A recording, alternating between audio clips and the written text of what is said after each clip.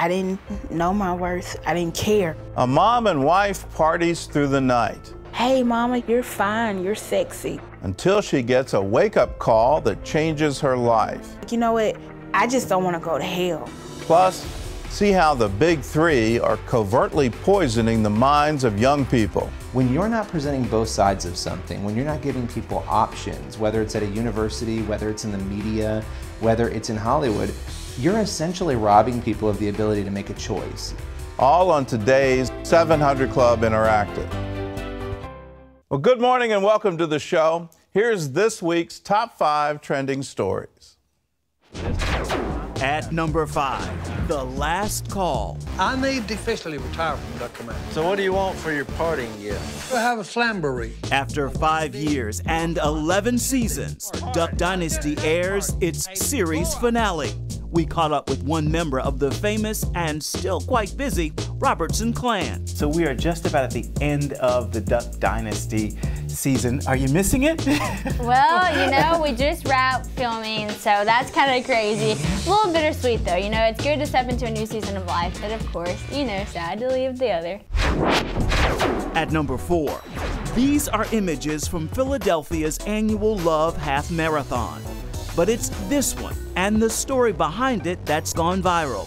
3 men stopped to help another runner make it to the finish line. This is right about 100 yards from the finish line, and I was coming up and I saw her legs were giving out, and I just grabbed her just before she fell, and tried to help her along. We carried her just before the finish line and let her cross on her own.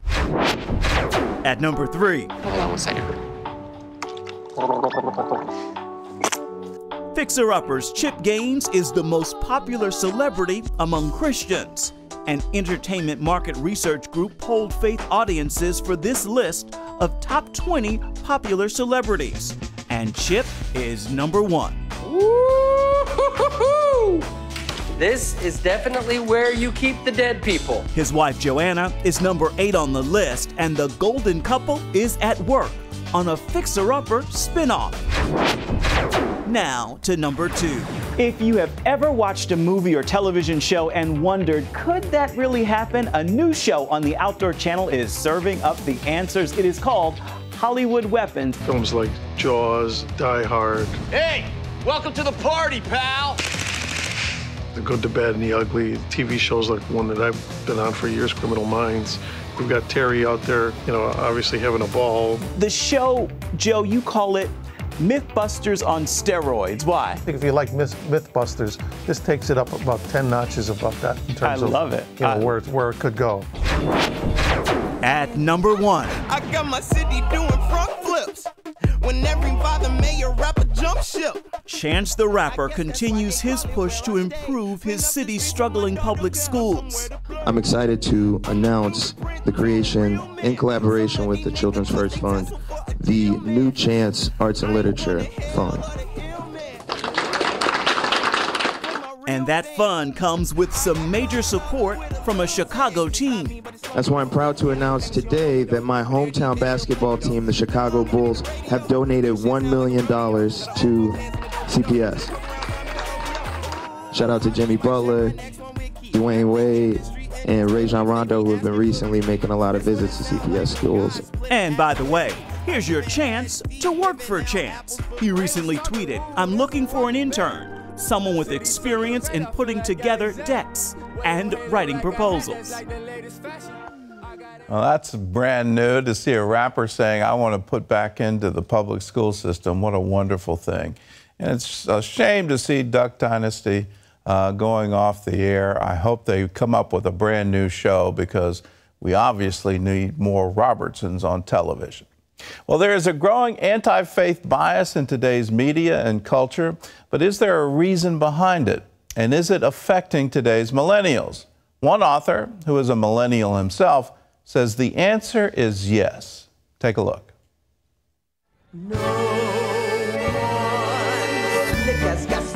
When Disney recently promoted a gay moment in its remake of Beauty and the Beast, it pointed to a troubling trend for many believers, an anti-faith bias that seems to be growing.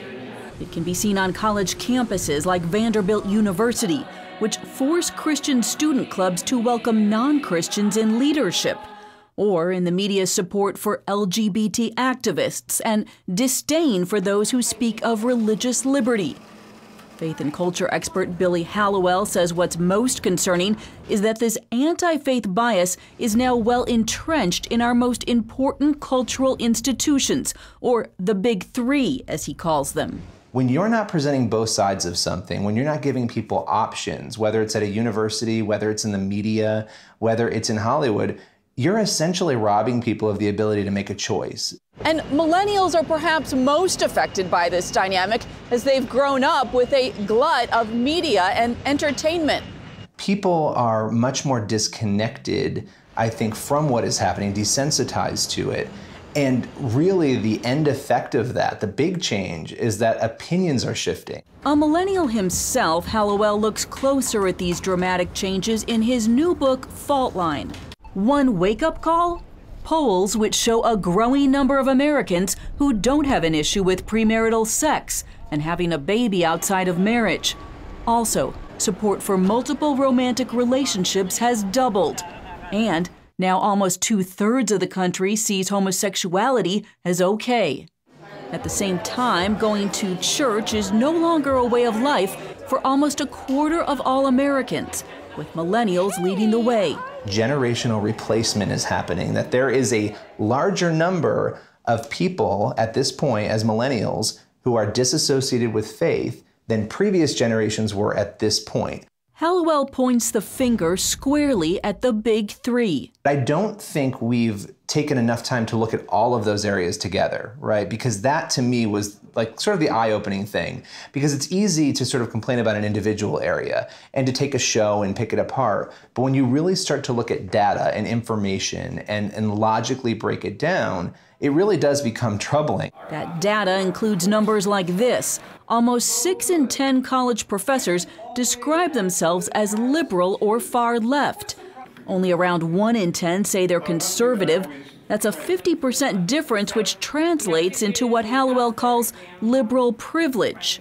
People who are liberal or maybe not affiliated enjoy the ability to sort of speak freely, whereas people who don't associate with those beliefs have a harder time maybe speaking up. One clear example happened in 2009, when the media blasted Miss USA contestant Carrie Prejean for her answer to a question about gay marriage. I think that I believe that a marriage should be between a man and a woman, no offense. If that girl would have won Miss USA California, I would have gone up on stage, snatched that tiara off her head, and run out the door. Hallowell believes that outcry fits with a normalization of rampant sexual activity.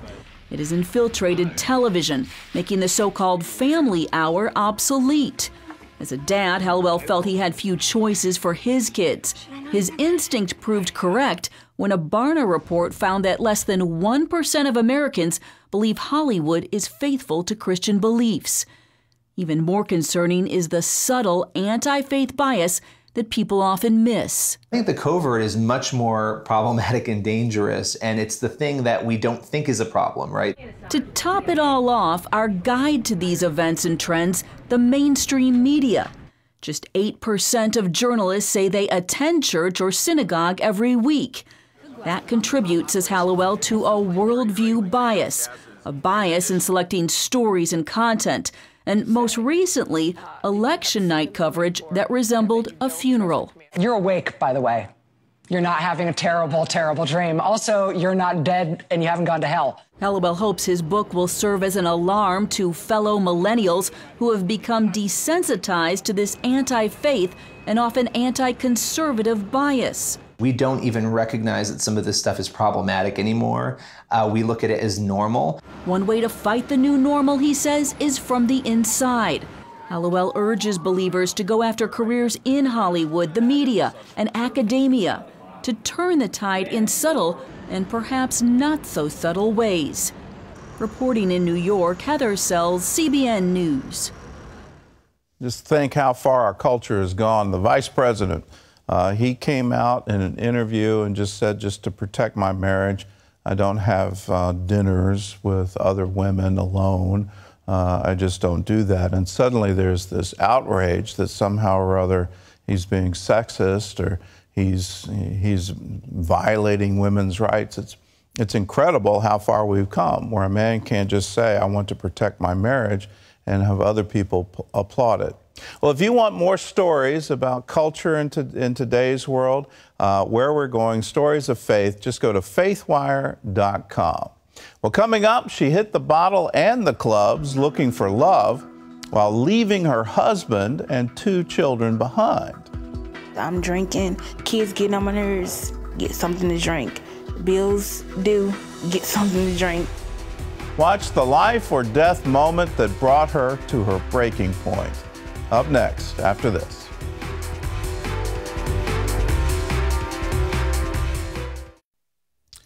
Sherika Wright could party all night and still feel lonely the next day.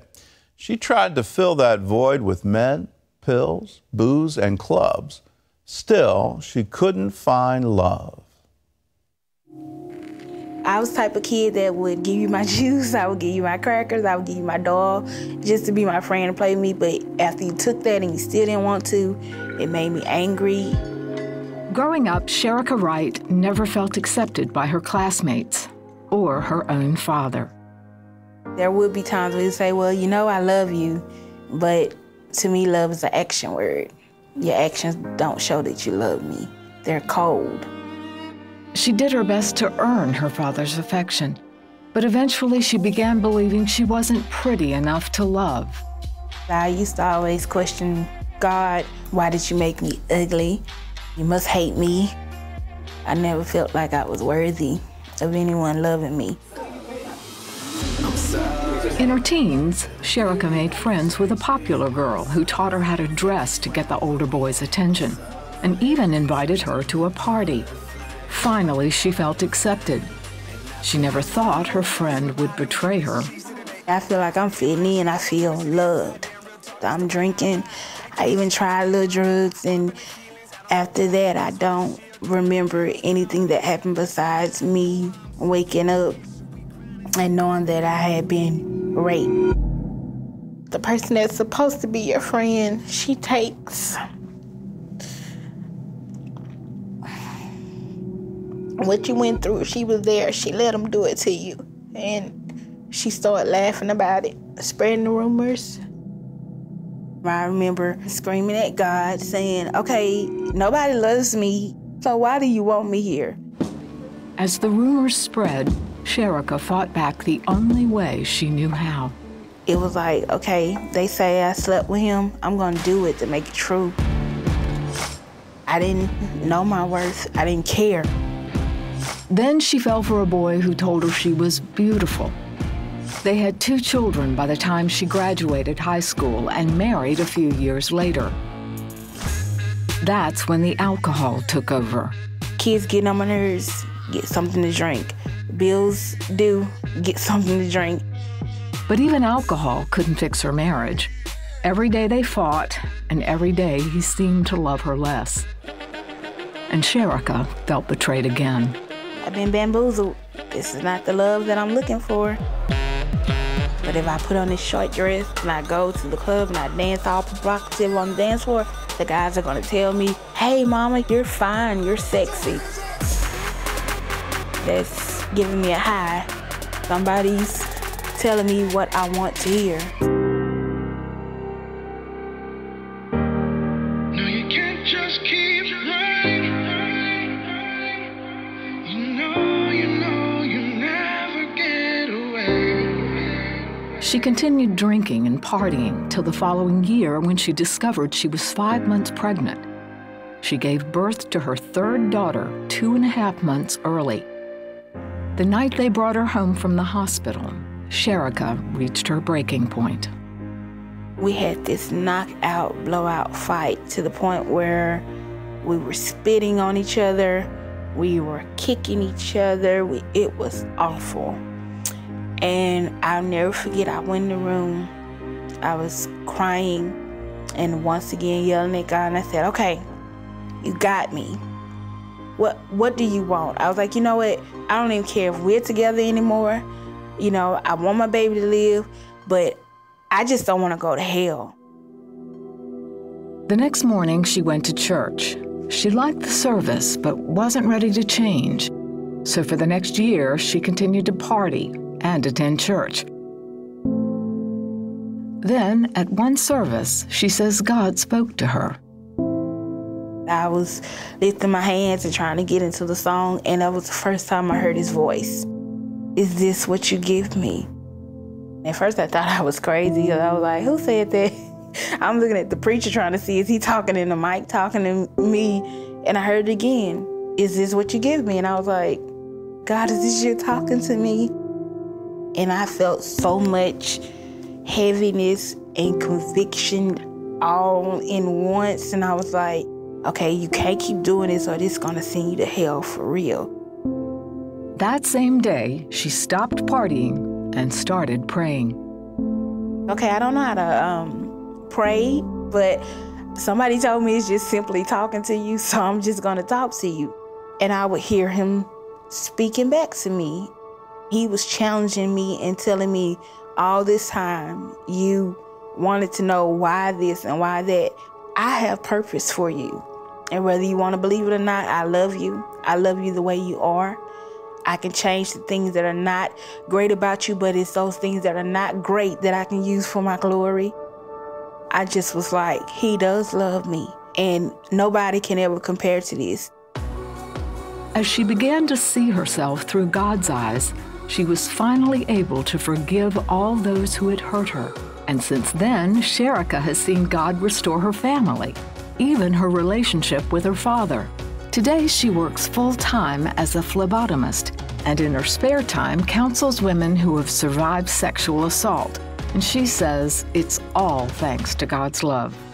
Thou shalt love thyself, even though that's not really a commandment, so but I'm so big on that, because if you can love yourself properly, you can truly do what the Bible says, which is love your neighbor as you love yourself. You can't give people something you don't have, so I love myself. I love everything about me, including my flaws. I refuse to live in bondage to unforgiveness. I am free for real. And you can be free for real, just like Sherika. How? Doing the same thing. Just giving God a chance and just being open and let him speak to you. Jesus said it clearly, my sheep hear my voice. And what happened to Sherika can happen to you if you just get to a place where you can hear him. Now, for some of us, that's just in a prayer closet, where you just get silent and you say, Lord, will you speak to me? For some, it happens in a park or out in the woods or on a mountaintop. For some, it happens in church, just like it did with Sherika, where here she is, she's trying to worship God, and he speaks to her. For some, it's an audible voice. For some, it's that still small voice. But either way, God wants to talk to you. And that's what you were made for. Go all the way back to the Garden of Eden. What did God want? He wanted to come down in the cool of the evening and talk with us. That's what he wants. And when you understand he wants to talk to you, he wants to lead you, he wants to guide you, he wants to be your father. He wants to be your all in all, your source, your answer for every need. When you understand that, well, then life gets to be a wonderful adventure. And no longer do you look for love in the wrong place. You're looking for love in the right place. You're looking to the source of all love, because God is love. Now let's look at that. What does that mean? Well, if God is love, the Bible says, love keeps no record of wrongs. God's not up there trying to throw thunderbolts your way. What he's trying to do is to get you to trust him, to believe in him. And with that, he will guide you in the way you should go. Now, if you want this, if you want to hear his voice, You want to have that direction in your life. It's a very simple prayer. If some of you don't believe in God, you're wondering, is there a God? That prayer gets real easy. Jesus, if you're there, could you show me? And for those of you who have already prayed that prayer, here's the other one. Could you open my eyes? Could you open my ears? Could you give me a heart of understanding that I would know you and I would know the greatness of your power towards us who believe? That prayer can change your life, because when God comes in, when He starts to direct what you do, then an amazing adventure awaits you. If you need help with these prayers, we're here for you. All you have to do is pick up the phone and call us, 1-800-700-7000. And if you've prayed that prayer for the first time, Jesus, if you're real, could you show me? I've got something for you. All you have to do is say, I want to know Jesus. We'd be glad to pray with you. We'd be glad to help you in that prayer. But we have a brochure. It's called A New Day. And there's a CD teaching, What Do Christians Believe? How do I live the Christian life? It's all free. All you have to do is call us, 1-800-700-7000. Well, still ahead, a young girl learns about the power of prayer through a cartoon. See how her prayers for her family get answered when we come back. When Veronica's father got sick, she and her mother became desperate. They didn't have enough money to buy him even a single pill, much less take him to a doctor. Well, then one day, Veronica watched a cartoon and knew exactly how to help her father. On the outskirts of Guatemala City, Alioto is known as the poorest slum in all of Central America. But at the grade school there, a new Superbook curriculum is bringing hope to children like Veronica. Like her parents, Veronica is a Christian. My family is very important to me. My mom and dad teach me a lot of things about the Bible. Her dad, Rafael, sells fruit, pushing a worn-out tricycle through the streets of Guatemala City. Sometimes Veronica's mom helps him. Each month, they earn $250. They were barely getting by when Rafael got sick. I started to feel pain all through my body. I had a terrible headache and pain in my bones. I spent 3 days lying in my bed. I felt so alone, and I asked God, what can I do? I couldn't stand to see my husband suffering, but I didn't even have enough money to buy one pill. Around that time, Veronica watched a Superbook episode that taught her about prayer and trusting God. I pray for my family and ask God to help us. It worries me that my parents don't have any money. God answered Veronica's prayer. First, her father fully recovered. Then we got Rafael set up with a bigger, better cart so he can sell twice as much every day. I thank God for this help. This cart is so pretty and so big. I can give very good service to my clients now. And because of this, my income has risen a lot. Veronica and her family say the blessing began with a single episode of Superbook. That one episode helped her grow spiritually. Now she prays more, reads the Bible, and talks to her friends about God. So many good things happened after I watched Superbook. It taught me to have more faith. I prayed for my dad. Now he feels better, and we have food. Be a part of it. Be a part of sending the stories of the Bible to the children of the world. We're closing in on 55 languages. 42 languages have been completed to date. And there's a broadcast map showing all the different places where Superbook is being broadcast, and you can be a part of it. How? By joining the Superbook DVD Club. How much is it? Well, it's $25. And every time a new episode comes out, we'll send you not just one copy, we'll send you 3 copies. And when you join today, we'll send you 3 copies of our latest episode, which is the story of Lazarus. And then we'll add 3 more bonus DVDs of The Last Supper, and then another 3 bonus DVDs of He is Risen. So you get wonderful stories in time for Easter That's 9 DVDs for just $25. So call us, 1-800-700-7000. Well, we leave you this word from Proverbs 22. Train up a child in the way he should go, and when he is old, he will not depart from it. And help us now train children around the world with the stories of the Bible. God bless. We'll see you again.